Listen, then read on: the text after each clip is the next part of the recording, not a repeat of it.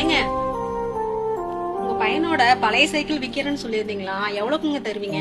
வாங்கி கொஞ்ச நாள் தான் ஆச்சு. நாங்க வாங்கும் போது 5000 ரூபாய்க்கு வாங்கினோம். நீ 3000 ரூபாய் கொடுத்துட்டு எடுத்துக்கோ. 3000 ரூபாயா?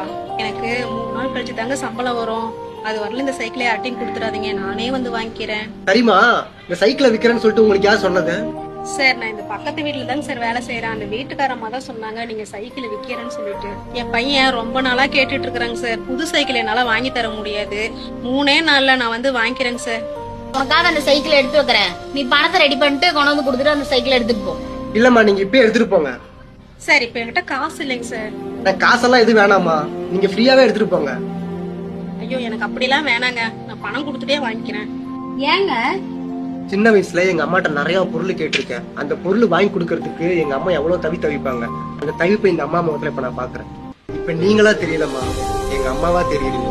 அதனாலதான் சொல்றேன், அந்த சைக்கிளை நீங்க ஃப்ரீயாவே எடுத்துட்டு போங்க.